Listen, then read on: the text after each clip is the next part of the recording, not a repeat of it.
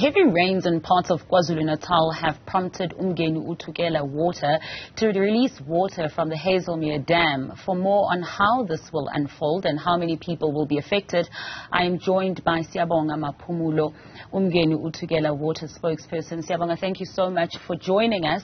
Exactly how much of a risk is the dam level at Hazelmere, and who's most at risk? Is it those living upstream or those living downstream? Hi, Masa, and thank you very much for having us. It is true that because of the recent heavy rains that we have experienced in parts of KwaZulu-Natal, our Hazelmere Dam, which is situated to the north of Durban, has experienced a major upsurge in its water. We are currently at 85%. For that reason, we have to undertake what we call a release of the water, particularly to protect those living upstream of the dam, because in the event that the dam should overflow, they then become at risk. However, as we empty the dam, or rather release some of the water that we've stored, those downstream of the dam will also be affected, because when we release water, it then empties into the uMngeni River, and evidently there are people either living near the banks of these rivers or might just be attempting to cross these rivers during this time, which could pose a significant risk to their livelihood. So in that case, what measures have then been taken to ensure that those residents along the uMngeni River will not be at risk? What we have done is we've communicated with our stakeholders, in particular the eThekwini municipality as well as the other districts that we provide water to from the Hazelmere Dam. And we've also gone online on our social media platforms with our stakeholders as well to actually inform the public that this is the risk that might be posed by the release of water from the dam. Emergency disaster teams are also on standby in the event that there should be any evacuations, although in the past this is an exercise that we've done and there really haven't been any fatalities. So if in time we communicate like we are doing now, and also the other platforms that we use, we hope that people will heed this call and actually evacuate themselves, their properties, and also in particular livestock, which we well know find grazing fields along the riverbanks. Considering that it is the festive period, it is the holiday seasons, and people are not as clued up to maybe checking the social media platforms where you'll be communicating, or with their authorities as well, what extra mechanisms are you putting in place to make sure that you over-communicate to ensure that this message is heard? Martha, like we say, we have gone on mass media platforms as well. We've issued our press releases. We've been in other media platforms wherein we've been communicating this message. We have been on radio as well, as we are currently taking advantage of Newzroom Afrika's platform as well. So it's a message that we are megaphoning. We have also been in touch with councillors on the ground to also just alert people at a community level that, look, the rivers might overflow because of the release of the water from the Hazelmere Dam. There are those who are traveling to and fro and may not also have access to, technology at this point. Are there concerns that low-lying bridges or roads will be affected? And if so, have the relevant authorities been made aware so that you dissuade motorists from traveling along such routes?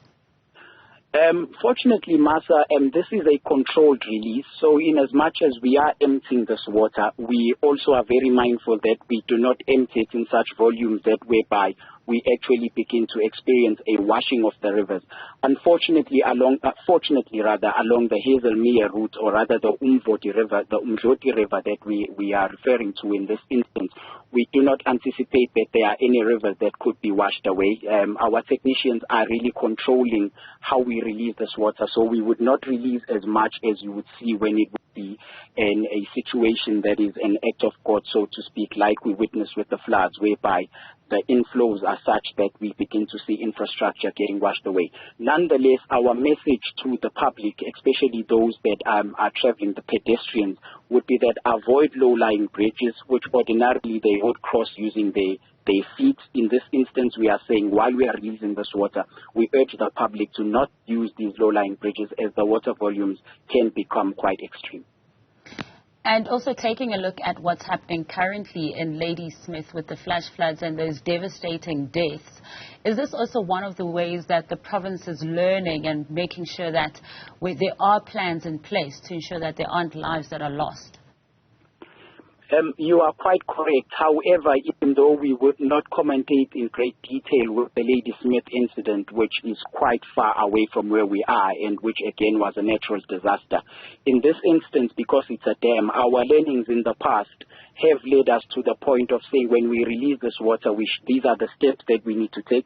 We might also add that as a future or in the immediate to short term, what we want to do is to actually evacuate those families working with the Department of Water and Sanitation, who are really our major stakeholders that we manage the Hazelmere Dam for, to say we need to evacuate them upstream from the flood line so that we know that water is a diminishing source.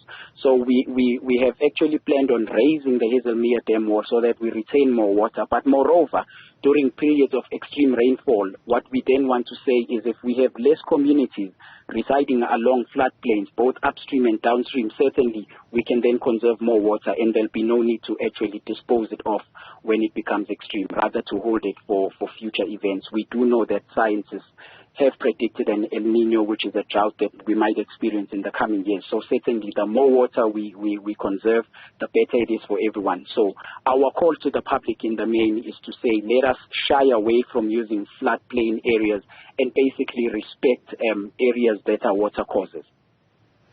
Siyabonga, do you find that communities are heeding that call to respect and not stay on these floodplain and flood-prone areas as well? Masa, it's unfortunately one of those things where we need multi-stakeholder engagements, where as municipalities and ourselves as a water board, we need to continually educate people about these dangers of building on floodplains. Yes, we know that space is not plentiful, but however, it really becomes sad and unfortunate when lives are lost, when we have been teaching people about the dangers of settling along floodplains. So one of the things that as uMngeni-uThukela we are embarking on in partnership with the eThekwini municipality as well as the Ilembe district, which are the two areas that we supply from the Hazelmere Dam, is to go out on education drives, not only to educate people about the dangers of building on floodplains, but also building on servitudes, which is another challenge that we face, because these are major pipe carriers of water, which in the event that they should burst, there would be a major loss of lives. Well, thank you so much for your insights and good luck with that.